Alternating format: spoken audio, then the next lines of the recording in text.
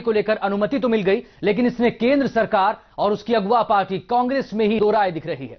जहां सरकार अपने फैसले का बचाव कर रही है, तो वहीं कांग्रेस पार्टी खुलकर मुखालफत कर रही है। जावेद मियांदाद भारत आ रहे हैं, चारों तरफ विरोध हो रहा है, लेकिन मियांदाद को दिए जा रहे वीजा के फैसले को समर्थन भी मिल रहा है। भारत सरकार ने मियांदाद को वीजा दिए जाने को जायज ठहराया है। विदेश मंत्री सलमान खुर्शीद ने कहा कि आंतरिक सुरक्षा का मामला है और मियांदाद को वीजा दिए जाने के मामले में सभी जरूरी नियमों का बखूबी ख्याल रखा गया है। Circumstances, what is considered, when is an approval given, what goes into it is something is an internal government matter. But is there any problem? नहीं, बहुत सारे क्वेश्चन पूछा जा रहा है। बिल्कुल, बिल्कुल, but क्यों दिया जा रहा है उनको? that's not your job. You're not your job to ask these questions. These are jobs that the MHA has to ask itself and answer itself. And they have taken a decision. You know, no Pakistani visa gets cleared without MHA clearance. And MHA would take inputs from all agencies, including from our missions abroad. And I think that's an internal procedure on which बाहर कोई question पूछने से तो कोई फायदा नहीं है। सरकार चाहे जो भी दलील दे, लेकिन कांग्रेस पार्टी ही इसके विरोध में खुलेआम बोल रही है। पार्टी के सांसद जगदंबिका पाल ने दाऊद को अंतर्राष्ट्रीय स्तर का मोस्ट वांटेड आतंकवादी बताया और कहा कि उसके किसी भी रिश्तेदार को वीजा दिए जाने को सही नहीं माना जा सकता। दाऊद इब्राहिम, जिसके वो सगे समधी हैं, आज भारत में हुई पिछले दिनों तमाम आतंकवादी घटनाओं के वो जिम्मेदार है, मास्टरमाइंड है। खुद तत्कालीन गृहमंत्री चिदम्बरम जी उनके खिलाफ पाकिस्तान सरकार को डोसियर दे चुके हैं कि उन्हें भारत के हवाले किया जाए। पाकिस्तान में मौजूदगी होने के बावजूद पाकिस्तान सरकार उसको लगातार खंडन करती कि दाऊद इब्राहिम हमारे यहाँ नहीं है। अब उनके सगे समधी को इस भारत में क्रिकेट मैच देखने के लिए वीजा दिया जाए, मैं समझता हूँ ये जनभावनाओं को ठेस पहुंचाने वाला कदम है। हम आपको बता दें कि मुंबई में 1993 में हुए सीरियल बम ब्लास्ट के बाद भारत सरकार ने खुले तौर पर यही ऐलान किया था कि दाऊद इब्राहिम के किसी भी रिश्तेदार को वीजा नहीं दिया जाएगा। जगदंबिका पाल के बयान के बाद लगता है कि कांग्रेस पार्टी को वो घोषणा आज भी याद है, लेकिन जगदंबिका के बयान सुनने के बाद पार्टी और सरकार में ही मतभेद दिख रहे हैं, क्योंकि भारत सरकार को तो अपने वादे याद ही नहीं। Bureau report, news express. पूर्व पाकिस्तानी क्रिकेटर और दाऊद इब्राहिम के समधी जावेद मियांदाद के भारत आने का जमकर विरोध किया जा रहा है।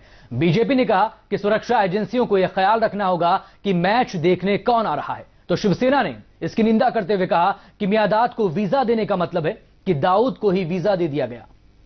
बैट्समैन ने साफ भरिया, बॉलर ने पार कराया, मैन ने ध्यान की और छक्का।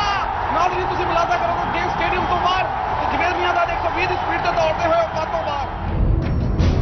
पाकिस्तान के धुआंधार बल्लेबाज रहे जावेद मियांदाद करीब 8 साल बाद भारत आ रहे हैं।